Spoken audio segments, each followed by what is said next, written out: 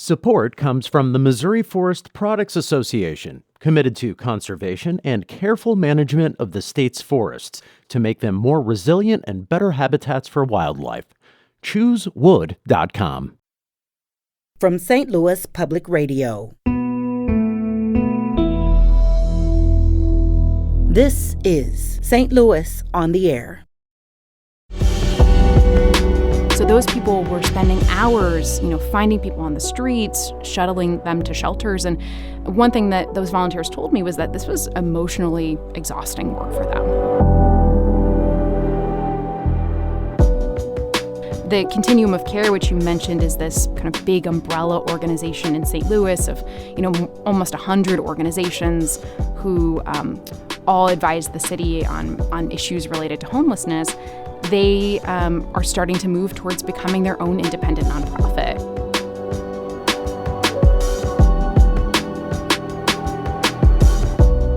Yeah, I asked the mayor's policy director, Noel Pfeffer, about this. He said that no one from the Continuum of Care has approached them to discuss it, and he thinks that the city has more urgent priorities right now.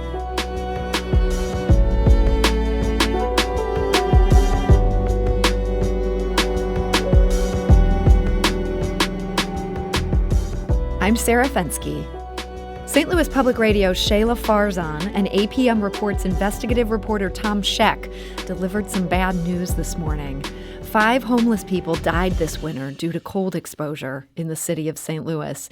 That news comes despite intensive efforts by volunteers and service providers who circled the city as temperatures dipped dangerously low and did what they could to find people without housing and bring them to shelter.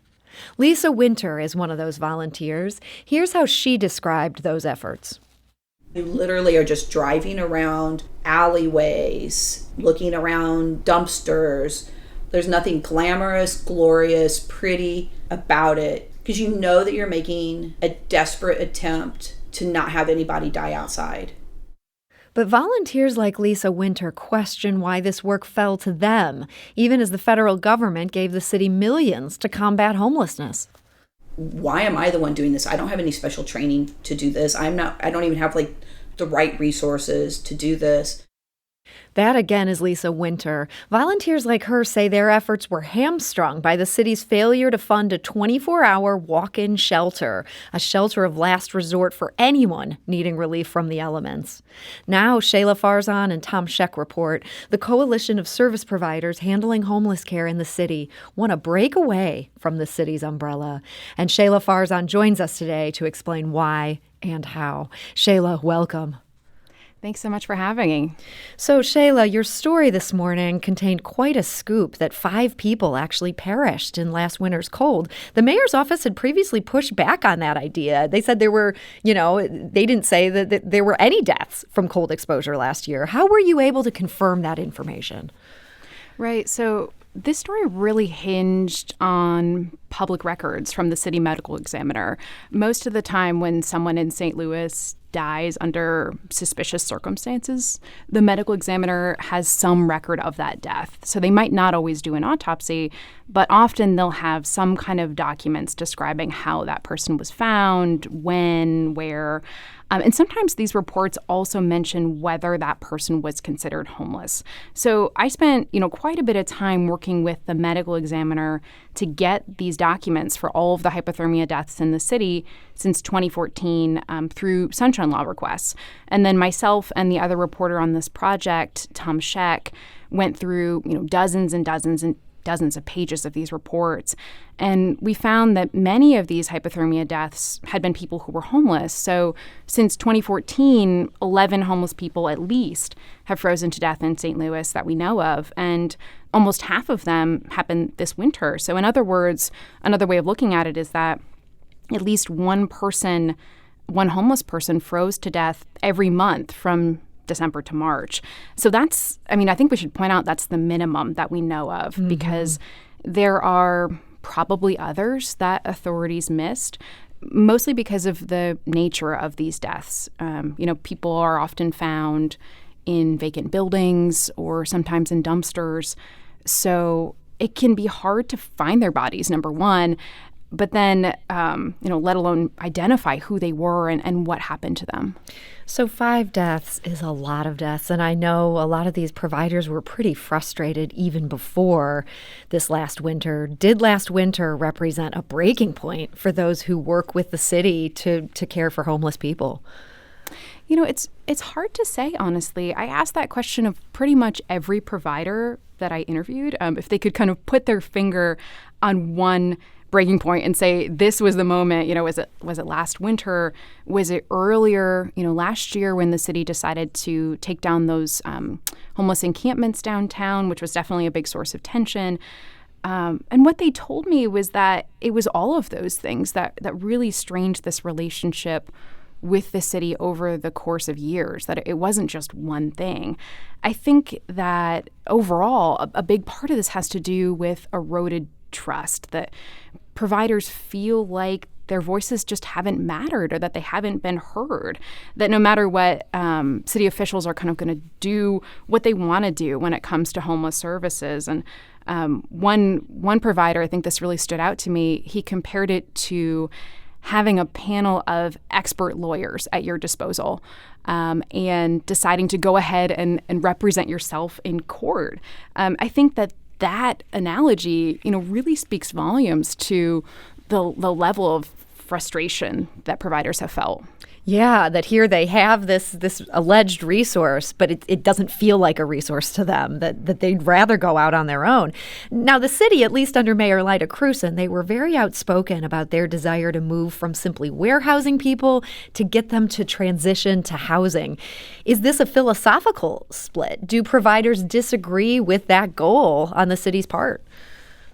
No, I think that the city and providers are very much on the same page when it comes to the importance of transitional housing and supportive housing in particular, because I think that shelters, this is what providers have told me, that shelters can function as a safety net often for people, but they're not a good long-term solution for moving them into more permanent housing. It's really about providing that stability and that support to help a person get to that point, so where they're able to successfully move into more permanent housing.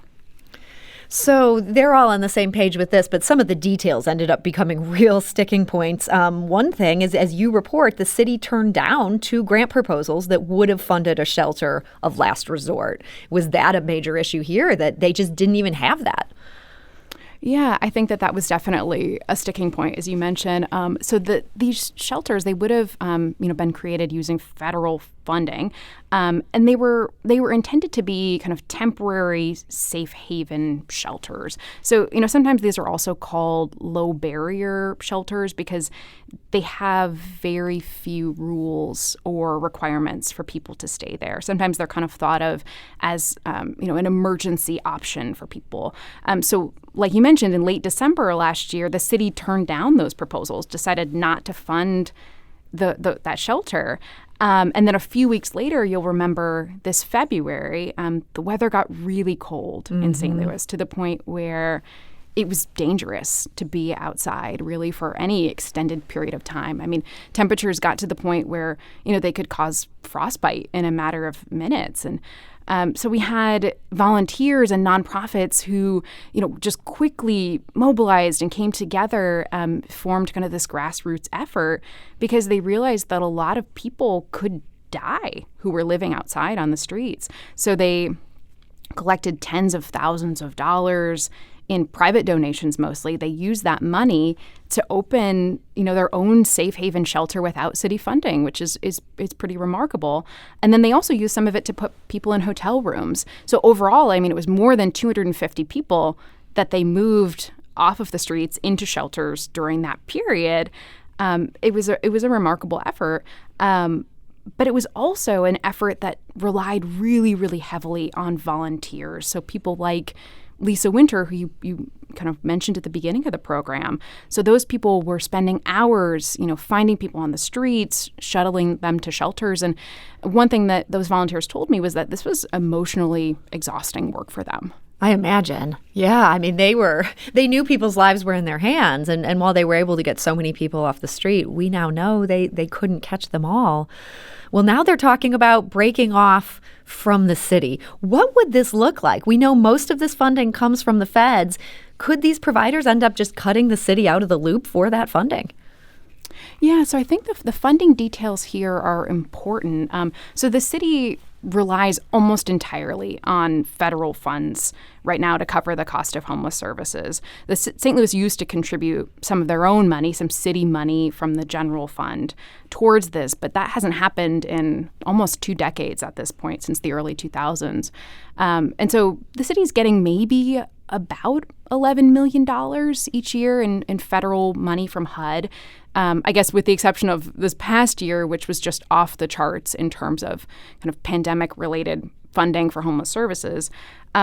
But, I mean, the big thing to point out here is that the city controls that money, which means that they're the ones who are ultimately deciding who gets the money, how much they get, and that sets the priorities for homeless services in St. Louis for sure. But it doesn't actually have to be that way. It's possible, like you mentioned, that we could see a change in St. Louis in terms of who controls the money. I think that's a big if. I don't know if we know that's going to happen, but just kind of briefly kind of thinking about how that could happen, the Continuum of Care, which you mentioned, is this kind of big umbrella organization in St. Louis of, almost 100 organizations who all advise the city on issues related to homelessness. They are starting to move towards becoming their own independent nonprofit. And that's not unusual. I mean, almost more than a quarter, actually, of Continuum of Cares and other cities nationwide have made this move.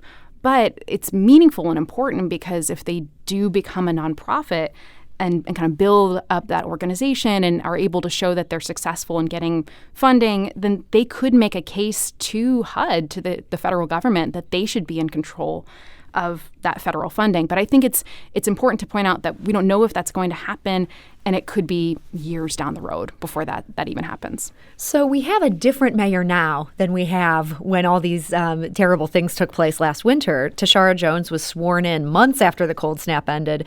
How does her administration feel about these guys coming together and possibly forming a rival organization here?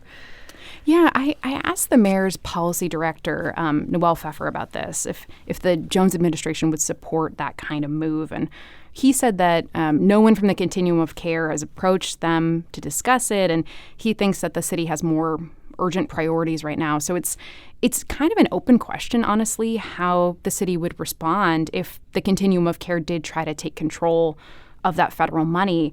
I think right now the Jones administration has said that they're much more focused on trying to fix this relationship between homeless service organizations and the city. That they recognize that there have been some toxic relationships, their term, not mine, and that they need to spend some time mending them.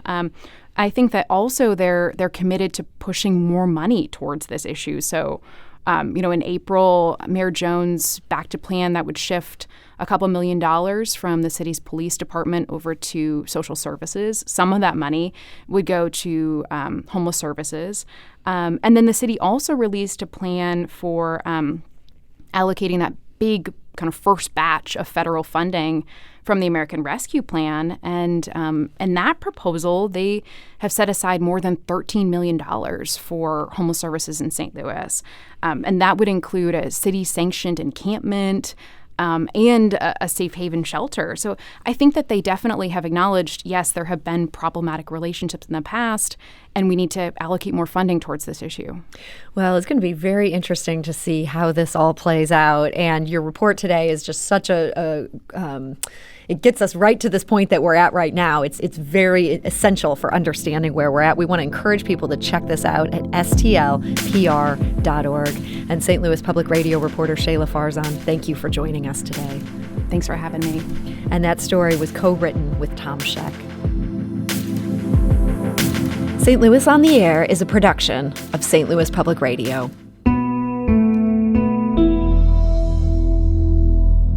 Understanding starts here. If you learned something new from today's episode, consider leaving us a review and rating on Apple Podcasts on the App Store. It's the easiest way to help people discover our show. We appreciate it. Thank you. St. Louis Public Radio is a member-supported service of the University of Missouri, St. Louis.